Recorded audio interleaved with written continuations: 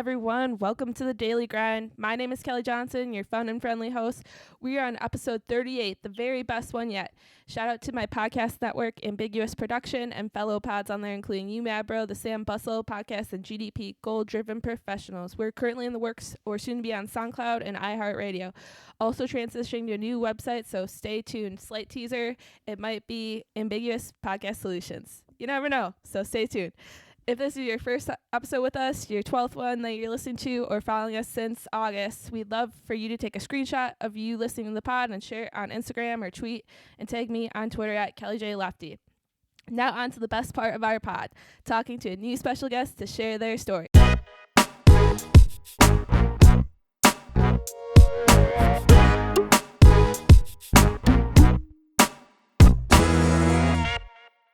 So without further ado, let me introduce you to Shireen. She is a Tampa-based original songwriter and singer, an expressive young vocalist. Shireen uses her songwriting and vocal talent to formulate smooth lyrics in that storytell the exhilaration of falling in love and the delicate details of living in the moment. So overall, great person to have our show today. So welcome, Eden. Woo woo. Hey, thank you so much for having me. This is awesome. Thank you. Yeah, thanks for coming onto our show today. I'm super pumped to talk more about your story and learn about your background and everything. So maybe first you want to introduce to our listeners who you are, where you're from, and what you do? Of course, yeah. So, hey, my name is Eden Shireen. I'm based here in Tampa, Florida. I travel up to Nashville, though, about every 3 months. I am going to be 24 this month. I'm an old woman, almost in my mid-20s. My birthday at the end of this month. And I'm a singer and songwriter here in Tampa. I also do a little bit of modeling and acting through a few different agencies here. But, we're talking about music today, and I'm so excited to kind of go through all of the avenues of what it is that I do. So I'm really excited to chat with you about all of it. Yeah, me too. Wow, that's so cool. You're such a daily grinder, and we're glad to have you on our podcast. So Thank you. yeah. I guess first of all, how did you become interested in music? Yeah, so I grew up in a home that was always listening to music. So I knew who the Sundays and the Cranberries were before the Wiggles. And I knew about like Nora Jones, and like I was really growing up on an eclectic style of music. So for me, from a very young age, my parents exposed me to a lot of really good music. Going into middle school, I was in band. I played the flute. I was a little drum major, and that was really where I fell in love with, the aspect of putting on a show and live music. And then by the time I got into high school, high school's a great place. All the awkwardness really comes out and shines. But when I was in high school, I did acting and theater, and I was involved in the acting troupe. And that showed me a different level of performance. And that was just a whole nother exciting experience for me. And I started writing poems. I started writing these short stories and poetry just about my life. And then I was such a fan of music and going to concerts and kind of getting exposed to that side of everything. And I started to realize, oh, well, my poems I'm writing are just song lyrics. And I started to kind of accidentally write songs, which was a really, really cool experience. And then I picked up a guitar in 2013. So that's kind of how it all kind of manifested.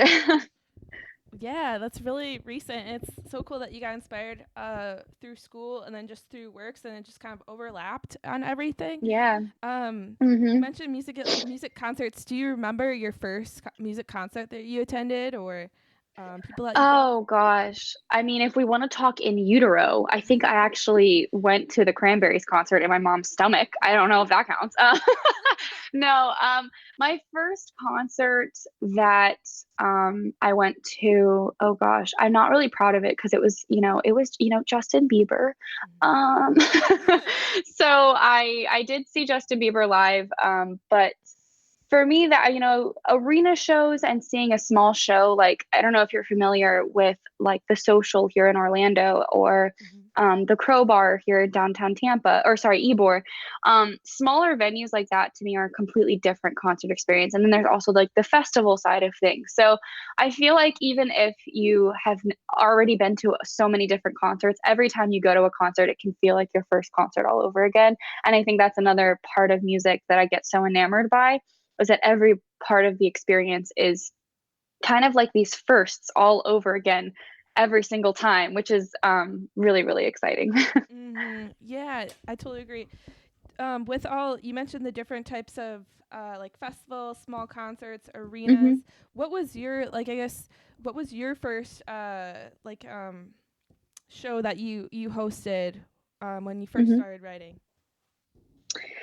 Oh or wow, yeah. performing? Mm-hmm. So I can think of a few. I My very, very first show I ever played was in this little coffee shop. It was for a songwriting competition, and it was the first time I ever had played my guitar in front of a collective group of people, and that was so nerve-wracking.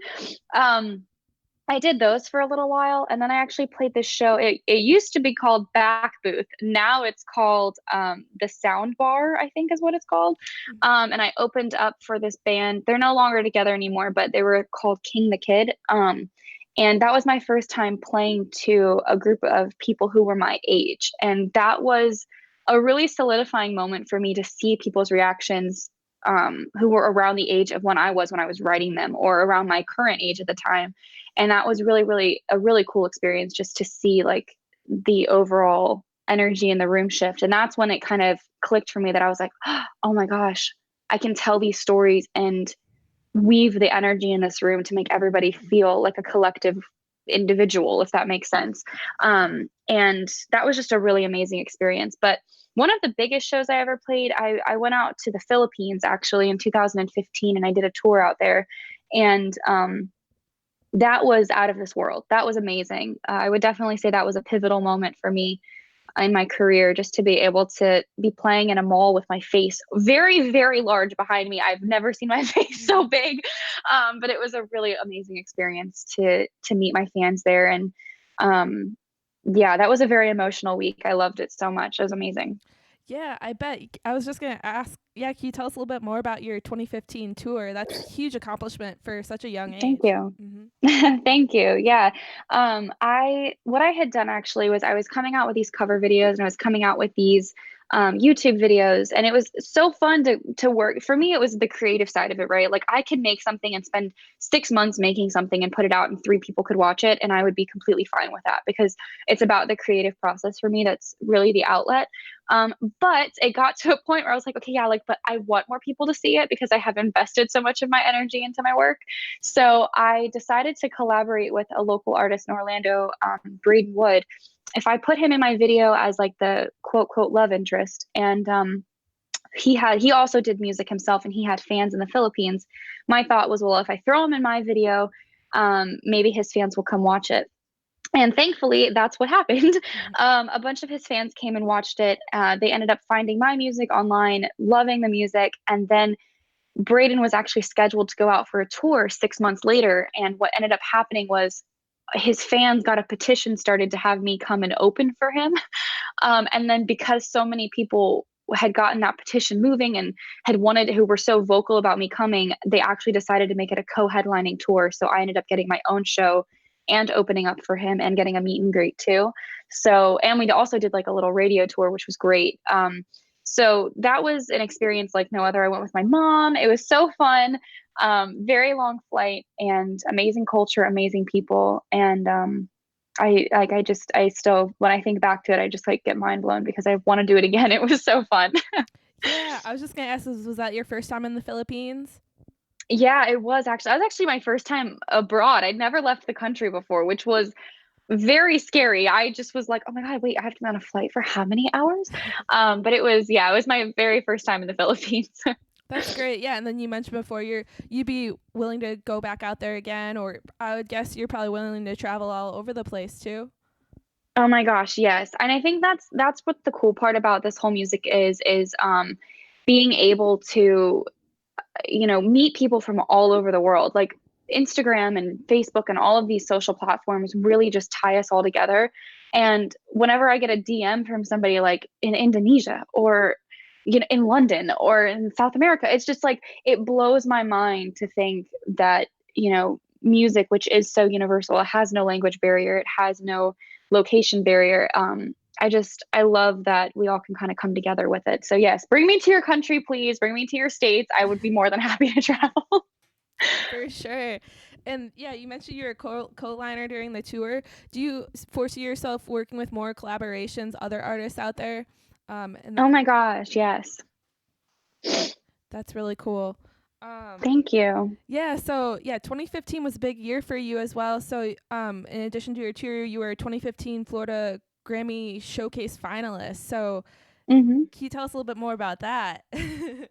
Yeah, so the festival that was tied with the Grammys here in Florida is called the Florida Music Festival. It's based out of Orlando. It's the most amazing experience. I love FMF every year. I've had the opportunity to play on the main stage. I think, oh my gosh, I think every year I did it, like 4 years I did it, which was just so much fun. So within the festival, you could apply to be a part of the Grammy showcasing artist platform, and it was an application. And yeah, that was an amazing experience to be recognized out of, I think, over, I want to say it was either 500 applicants. So it was really amazing to be a finalist with that and to be considered just by the association. So that was really exciting. That's another huge accomplishment. That's Thank awesome. you. And I'm assuming you perform at the Florida Music Festival. Is that one of your regular performances that you do throughout the year? Yeah, so that one's done once a year, and that is definitely something I take part in every year that they do it. Unfortunately, I was so sad they didn't host the Florida Music Festival last year, so I'm really hopeful that next year they're going to do it. I think this year it didn't happen only due to this whole coronavirus and everything going on with that. So, but yeah, I definitely do love taking part of any festivals and any events that are happening, really pretty much anywhere here in the state and out of the state. That's great. Yeah, with the whole coronavirus going on, I'm assuming part of your shows early this year or around this time in the spring have been canceled or postponed. Can you talk a little bit? You're our first like musical artist on the show that's kind of been in the midst of all this going on, Yeah. but you do travel and do to perform and showcase your music. Can you tell us like how that has affected I guess performing? Yeah, yeah, it's definitely been a sad little chapter for us performers and musicians.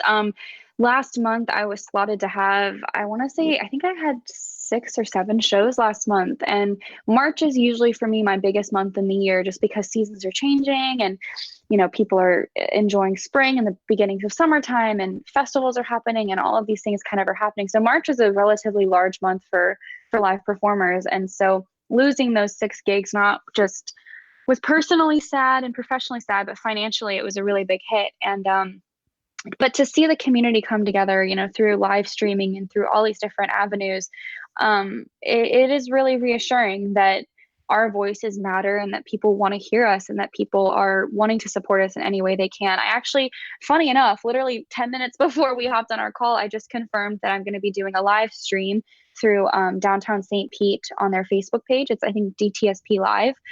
So I'll be doing that actually on April 25th, and you guys can come watch and donate. To my music and to my future and everything that I want to do within this. So, by all means, everybody come watch that on April 25th, because that'll be a little bit of a taste of what it is that I do when I play shows. And it'll be fulfilling because I do miss playing. I miss playing so much. Yeah, I bet. That's wonderful. We will for sure put that live stream in our show notes for today's episode for Yay, sure. thank you. That'd be great to share with our listeners and to get them, spread the love of music and everything. Yeah, I guess you've gone through other outlets in regards to during this time to, connect with listeners and your audience, doing live streams.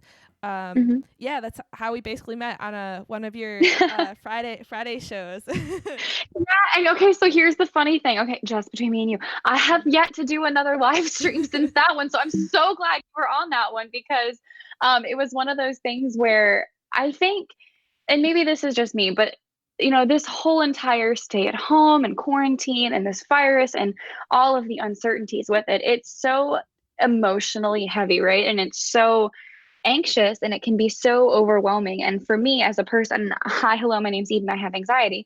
um, it's one of those things for me where things just can feel like too heavy. And I'm also one of those people that if I am going live on my social platforms, it's because I want to make other people feel really, really happy, and I want to make people feel good. And if I don't feel great, well, that's probably not going to be really cute for everybody else. So I definitely am going to be going live again here pretty soon. But I think just with the gravity of everything, like, Oh my gosh, yeah, it's definitely been a lot. But thank you for tuning into that live because that's how we're here.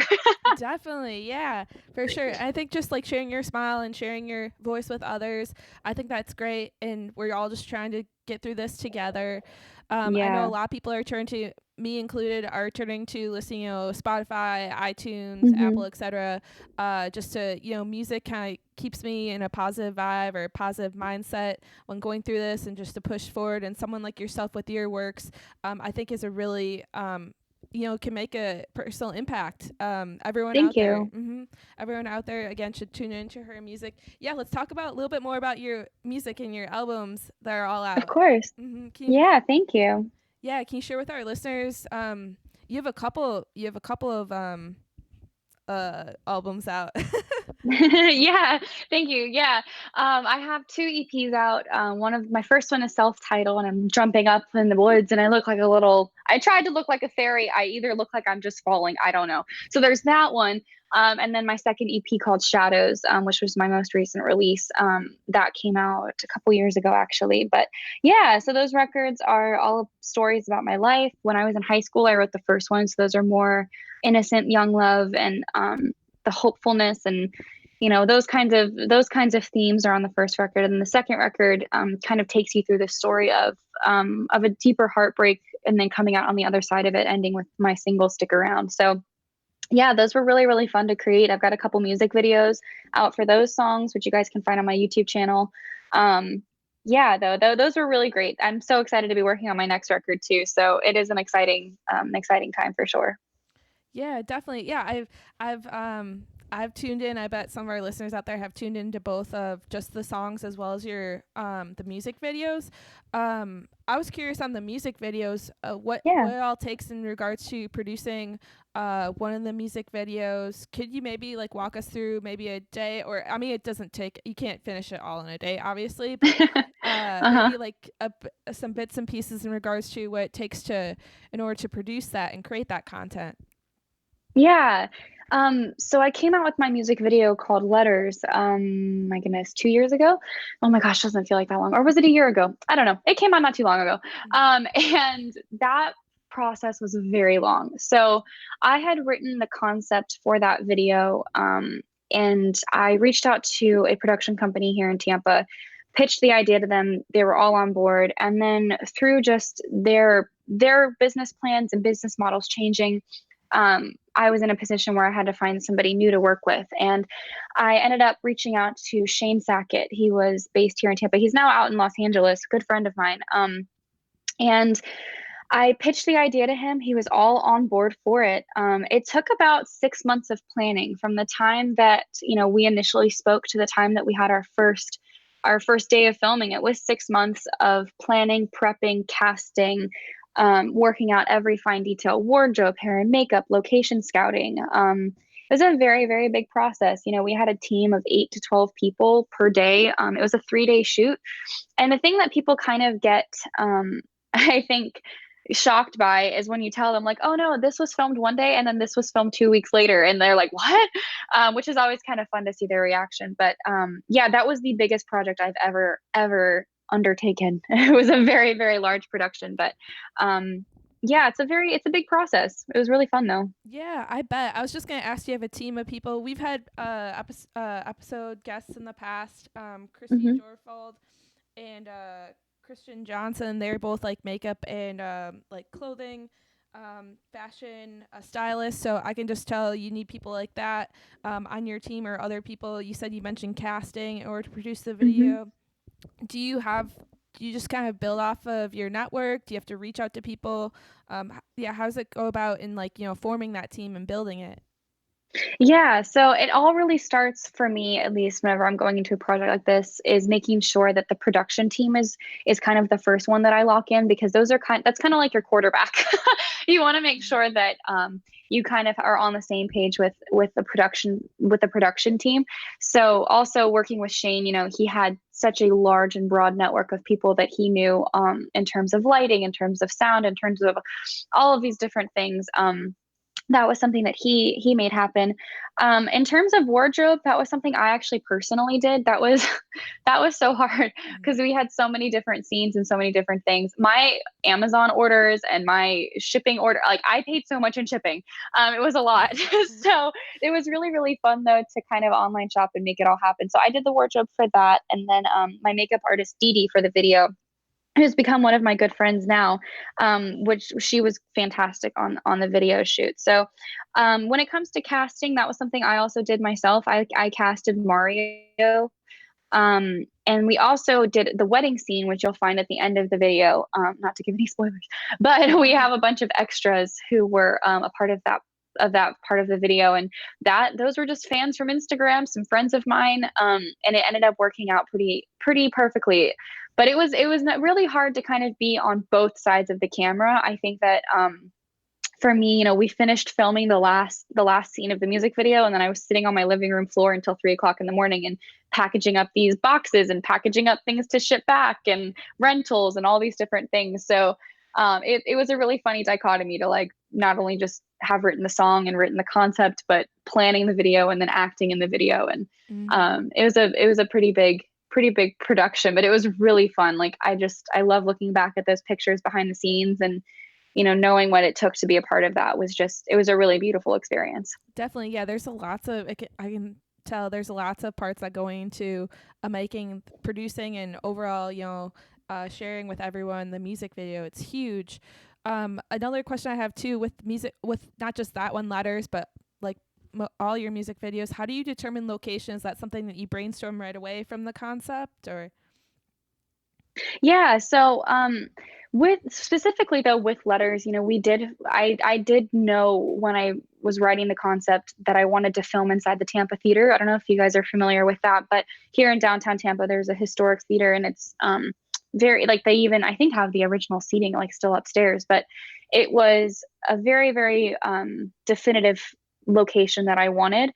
With other locations though, it's really dependent upon the story that you're telling. It's really wanting to make sure that whatever visual story that you're portraying and lyrical story that you're portraying, is that you're really taking a viewer and putting them into that situation. So going out and scouting and kind of having a general idea of the kind of story you want to tell, that location really just solidifies what the viewer is going to experience through the video and through the story. So that was kind of where the Tampa Theater was really, really pivotal for me in the Letters story, because it was just such a elegant and enchanting location that was a very difficult to light. Oh my gosh, we never ever want to do that again. It was so hard to light that location, but it was really beautiful. So if anybody out there is interested in video and creating of any kind with this, take your time when it comes to like location scouting, because I think that that really can solidify the story that you're telling. Mm-hmm. Yep. And then with the, that's just so cool. With like your Thanks. writing and the music video, is this been like self taught?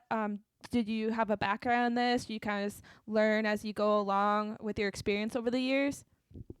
Yeah, it's never something that anybody has really taught me. I think for me, it's just about allowing myself to experience it and to be creative and to allow myself to fail. I think that's the biggest thing as a creator. You have to kind of embrace the fact that things are not going to go as planned. Things aren't going to happen the way exactly that they should. Like for example, with the Letters music video, we had a retro car in the video, in one of the opening scenes. And we didn't have a car that day we were set to film that scene. We had a car we were supposed to use a week prior. That car broke down. They had to cancel. We had another car the day before, which the morning that we were set to film with them, they canceled. And literally, I'm not even kidding, 30 minutes, like we were down to the wire to try and figure out what we were going to do. Somebody just randomly called me, "Hey, Eden, I'm on my way to your music video shoot." And I was just like, this could be a mass killer. I don't know, but thank you so much. And he ended up being, Mike was the nicest guy. We ended up having a car for that day. So I think going into this world, knowing that not everything is ever going to happen according to plan, and not everything is going to happen seamlessly, but everything that does happen is a way that it's supposed to happen. And kind of swallowing the pill of knowing that it's not always going to work out, but there's a way to make it happen. And so it's definitely a beautiful experience, though. Yeah, for sure. Yeah, thanks for sharing that. Like, there's definitely challenges you have to overcome. You're very flexible. You're on your feet basically in regards to that scene or that day of filming. That's incredible. Yeah, Um, thank you. that's a lot to handle. I'm just thinking through. Yeah. Yeah, I'm just thinking through events. I host. Imagine Yeah. planning something for 6 months and then you're like, "Oh, that might not happen in the video. What else are we gonna do? Because we still have to fill the time." And then here, you want me to really blow your mind. Hmm. So, during this whole process, as this is all happening, I was actually slotted to play a show in downtown Tampa at Curtis Hickson Park for the March for Our Lives campaign, with Emma Gonzalez and David Hogg. I was the critics pick through creative loafing. This was a very big deal. I had a whole band ready and set to go. This was something that was, planned months ago. The day prior to the show, I'm not even kidding, like 2 days prior, as I'm on the music video shoot with somebody canceling the car for the video, and I'm trying to figure that out, my entire band backs out of the show, and I have to find a whole new band in 2 days and get them rehearsed and get them on stage. And so it was a crazy, like, I look back, I'm like, oh my gosh, how did I like not lose my mind? That was a really crazy experience. But we ended up getting a whole band. We ended up rehearsing the same day as the show, literally 2 hours beforehand, and it ended up being perfect. But yeah, I think putting your what's that saying, tooth to the grindstone, and Hmm. when you're so committed to the way that you want something done, you have to be able to know within yourself you have the strength to make it happen, even if everything around you is crumbling and telling you otherwise. You really just have to kind of go, no, I'm going to make this happen the way that it should. And that motivation is maybe just out of stubbornness for me. I'm not too sure, but that was a crazy chapter. Oh my gosh, yeah, that's a crazy story. That's I'm so glad that you're able to find a band right beforehand and practice right before the show as well. Did your fans or your audience out there know ahead of time that happened or?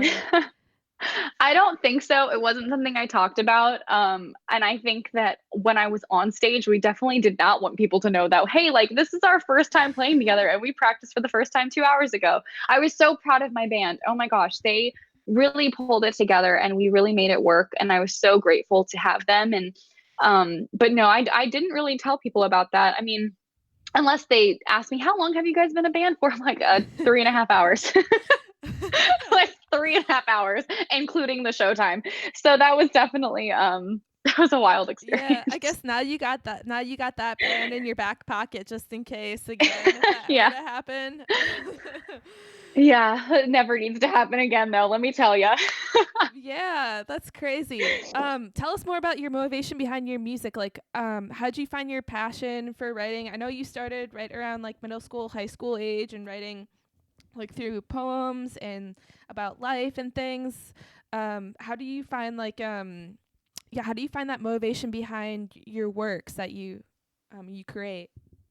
Yeah, I think for me as a creative person, uh I think to be able to go through life with the understanding and the knowledge that I have this responsibility to see life and to live life in a way and kind of report it back to people, right? Like, I'm supposed to have these experiences and view things a little bit differently than the average person, and then sit down and kind of report it back in a beautifully sound kind of way, or a heartbroken in a sad way.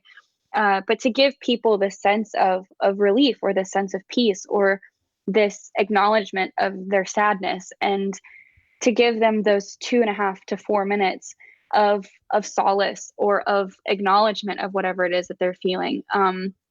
That for me is my driving passion, and to know that people can feel something when they listen to my music, and maybe have closure, or maybe have an adventure, make memories to songs with windows down, and holding hands with someone for the first time, or crying in your bedroom because you just got your heart broke, and having that written in a song that kind of makes you not feel so alone. And there's a creative responsibility I feel with pleasure, not a bad responsibility, but with peace, and knowing that I can give people something, and it's actually really for them to give themselves, which is a really cool mirroring effect of it. We're kind of giving something to each other, Mm-hmm. so it's a really kind of circulating experience. But it's really what drives me in all of this. Yeah, that's great. I feel like having that inner drive, and then also, myself as like a listener or someone that follows you, I have that personal connection with your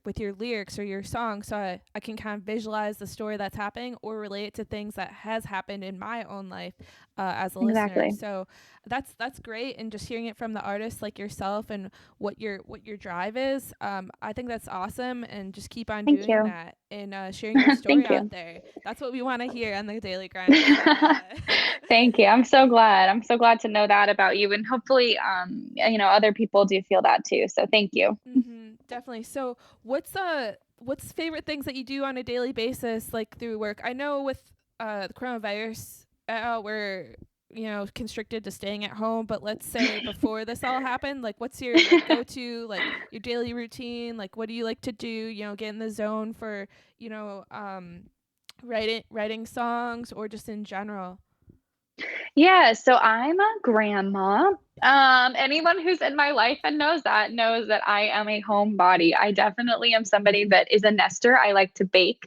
I like to cook. I like to, have my space and like my salt lamp and my essential oils. And that's definitely a place where I can find my peace and my solace. But I really love working out and I love meditating and I love like moving my body. As a creative person, it's really, really easy to kind of get too much so like in my own head.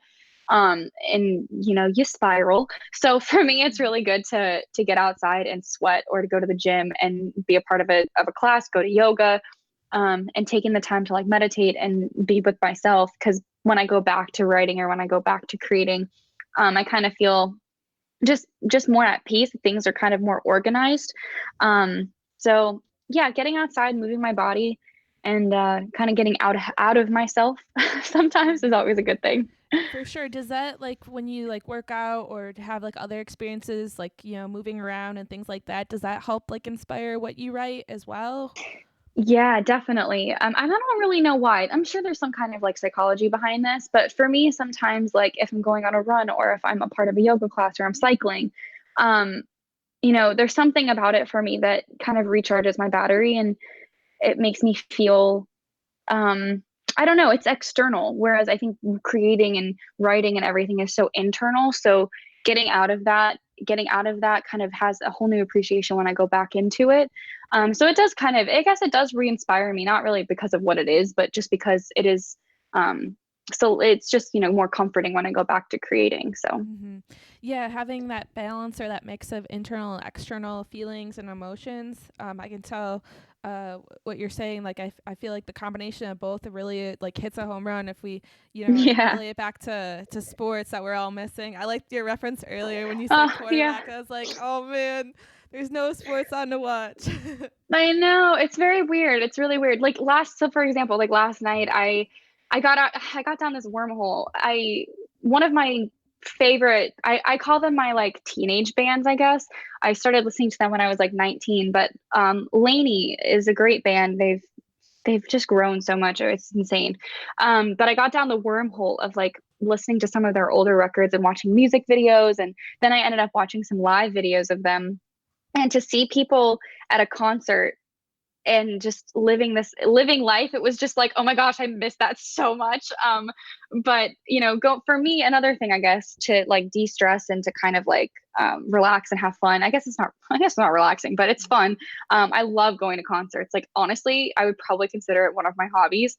It's a little excessive, but something about, for me, like just standing in a crowd of people where nothing is holding any of us back. We're not thinking about work. We're not thinking about a breakup. We're not thinking about anything that stresses us out, financially, personally, anything, professionally. But we're all just having this like collective experience of listening to a band play. So watching that video last night and, missing that and remembering what that felt like, it gave me like this whole new sense of like, of appreciation, I guess, or just like this clarity on like, wow, I miss that so much. Mm-hmm. um, but yeah, concerts for me are definitely a big heartbreak. I miss them so much. Yeah, me too. And then just hearing what's all for upcoming like this summer. Some stuff has either been canceled or postponed, so you just kind of have to be Yeah. patient in regards to attending them. Were you able to attend any concerts or music festivals or things like that earlier this year, or able to perform, in January, February before this lockdown all came about? Yeah. Yeah. So I had a lot of shows this year, in the beginning of this year, which I'm really glad I had them because now we're Hmm. not. That was really fun though at the beginning of the year. I had actually gone to Nashville at the end of January, I think. Yeah, end of January, early February. I saw a local artist in Nashville, Charlie Adams, play, which was really, really fun. Um, and then, oh my gosh, I see so many concerts. It's hard for me to remember which ones I'm seeing. I had been scheduled. I was supposed to see Milky Chance, which was kind of a sad one. I don't know if you know them, but they're so good. Check Yes. them out. Hmm. They're amazing. Now, hopefully, everybody knows them. Yeah. The Lumineers, I think, were next month, and but yeah, there's this other new band. They just signed with Atlantic, actually. They're called Betcha, Betcha. They are super duper awesome, super fun band. Was slotted to see them this month. But these are all things that we're going to get back to. And I think a whole new level of appreciation and fun is going to be had with it all. So but until then, let's go walk outside and hear the birds chirp and feel the wind and feel the breeze and watch trees rustle in the wind and, Hmm. take time to kind of love ourselves and hug ourselves a little extra. Yeah, definitely. I totally agree. Just kind of, enjoy the most you can outdoors, walking around, running, just kind of out and about to being safe and healthy, obviously. Yes, obviously, yes. Yeah. Social distance. Yeah, social distancing is still in effect. So, yeah, listeners out Yeah. there, you got to do that. Yeah. Yeah, you mentioned Nashville that you travel every couple of months to there, or even like without this whole thing going on. Did you have like a personal connection out there, or is that just something that's like a really great city to, help with your music? Yeah, so a bunch of my friends who were living here in Florida have made the move out to Nashville. My previous producer, Brock Berryhill, he's with Universal and Warner and all these amazing companies now that I can't even keep up with. He moved out there, and my producer Evan Kaufman, he moved out there. He just signed a new publishing deal. So a bunch of different people that I've worked with have made the move. And then I am still here in Florida. So for me to kind of maintain those connections and maintain those relationships and friendships, it's really important to go out there and to keep that spark alive with those people. I've also started working on my next album with Jack Shackelford. He's great. Oh my gosh, he's amazing. My guitar player, Zach Page, he just made the move out to Nashville not too long ago. He's also working on the record with me. So it's been a really cool experience working with people that I've worked with in the past and then finding new people to work with for the next record and for this next project. And my friend Phil, he's an amazing producer. He was the producer on my music video, so it's really exciting, and the air is different in Nashville. If you're a creative or if you're a writer, you know exactly what I mean. As soon as you get there, you're just like the bug bites you, and you're like, I'm ready to work and I'm ready to be creative and finding these new avenues to do so. It's really an inspiring place. That's great. Yeah, I was able to go there actually once last year. I attended a family friend's wedding just outside of Nashville, but then did kind of a weekend, weekend fun Hmm. downtown. Music scene is huge out there. So I Hmm. can definitely, I only got like a very small, like, experience, but like I Hmm. can just imagine like all the stuff that you do out there and as a creator and as a writer. That's great. Thank you. Yeah, it's definitely a great place to be, and I'm excited to be working on this record and going back out there. And um, it took a long time to find the right people for it, and because there's so many people in Nashville who are creating and who are writing, and there are so many places to meet people that you almost kind of get inundated with all this information that you can't process. And you're just like, oh, there's so many people. So finding the right person took me some time, but it seems like it's going to be an amazing collaboration. So it's exciting. Yeah, that's great. That's exciting things to come on your end.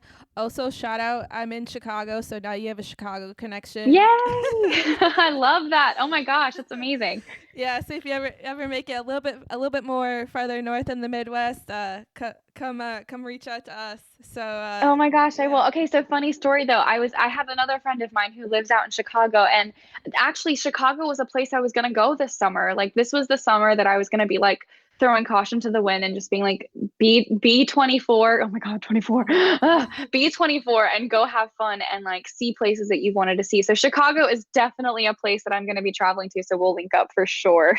Awesome. Sounds good. Yeah, this is great. I love it. Do you have you mentioned a lot of different key players in, helping create your music and everything. How about for our listeners out there, do you have any like favorite artists, podcasts, playlists, books, etc., recommendations out there to share with our listeners to help, motivate them too, or things that that personally motivate you for music? Yeah, so I I'm one of those people. I'm an Apple Music person, okay? So like I was behind the curve on when Spotify kind of hit the ground running. I didn't jump on the train, and I felt like if you missed that train, you missed the wave. And so for me personally, I've been more apt to kind of get lost in Apple Music playlists. So I think with being a creative, no matter what it is that you're drawn to, is finding ways to immerse yourself in what it is that you like, whether that be within music or video or production or whatever it might be. So I loved browsing the new Apple Music, like New Music Weekly, or whenever they upload new songs to certain playlists. I love getting kind of caught in those, and I love YouTube. I'm probably the older millennial that can watch YouTube gurus and get fine. And yeah, I don't watch TV. I like to watch YouTube. So Mm. getting kind of down a wormhole of finding other musicians and finding, maybe that 17-year-old who's writing for the first time and they have like 30 views on their video and they're recording a little song in their bedroom, putting out positivity and saying, "Hey, you're killing it. Keep going. Like this sounds great." Finding ways to just kind of get immersed in it. So definitely YouTube for me, and then the Apple Music playlists are definitely avenues that I like to kind of get lost in.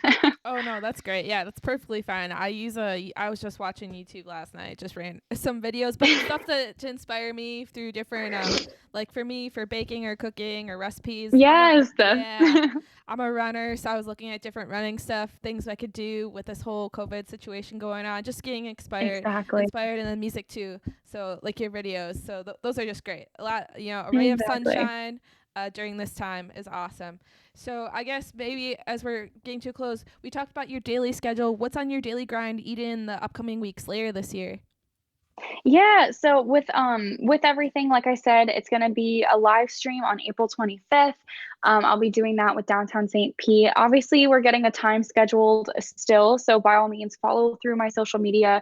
It's just at Eden Shireen on Instagram. Same thing with Facebook. Just my name is. If you just Google my name, it'll all pop up. So definitely stay in the loop with that, so we know kind of when that live stream is going to be happening. And I'll also turn on the notifications on my Instagram. So if I do go live, from my bedroom, you'll be able to kind of watch those. And then definitely follow along with my website, EdenShreen.com, for when I do have some more shows that are going to be confirmed after quarantine lets up. And then new music coming probably early next year. And then through my social platforms, I'll be kind of giving little behind the scenes while that's being made. And yeah, that'll be the ways to go. That's awesome. Yeah, we'll for sure put Eden's contact info in today's show notes.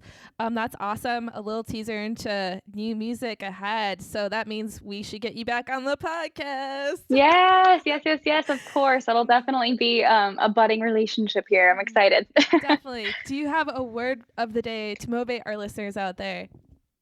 Yes. Okay. So when I saw that this was something that was going to be asked, I started to kind of research online a little bit and try and find things that were motivating. But Audrey Hepburn is one of my icons. I absolutely love her, just her grace and her humility and just what she embodied in her platform. So I found a quote by her, and it says, "Anyone who does not believe in miracles is not a realist." And I think for me, throughout my music journey, it's really hard for me to allow my feet to kind of come off the ground and my head to go a little bit higher into the clouds. Anytime I feel too grounded, I feel like I lose little bits of just my creative self. So you just have to allow yourself to dream and have to allow yourself to get lost in things. And that quote, I think, is pretty pivotal in showing that. Wonderful. That's great. I really like that. Super motivating for our listeners out there. Last but not least, want to give an early happy birthday to Eden on the Oh, thank podcast. you. Yeah, that's exciting. Perfect timing. So this is great. We just want to say we'll put again Eden's contact info in today's show notes. Eden, what's your Instagram handle again, and all the Yep. good stuff? Mm-hmm. Of course, it's just Eden Shireen, EdenShireen. No relationship to Ed Sheeran, although greatly appreciated. Um, you can definitely find me anywhere. So YouTube, Facebook, Instagram, all the places. Anytime you search my name, thankfully, I pop up with a little sprinkle of Ed Sheeran every now and again. But that's where you guys can find me. Great. That's wonderful. All right. So thanks again for tuning in today's episode, and a big thank you to Eden for being on the podcast. When it comes to sharing my story, be sure to follow the Daily Grind at KJF Daily Grind on Instagram, and me, your host, at Kelly J. Lefty on Instagram or Twitter. Make sure to go to our podcast network website, ambiguousproduction.com, for more content such as You Mad Bro, the Sam Bustle podcast, and GDP, Goal Driven Professionals. Listen on Google, Stitcher, Spotify, Apple Podcasts, and more. Until next time, my name is Kelly Johnson, and have a great day.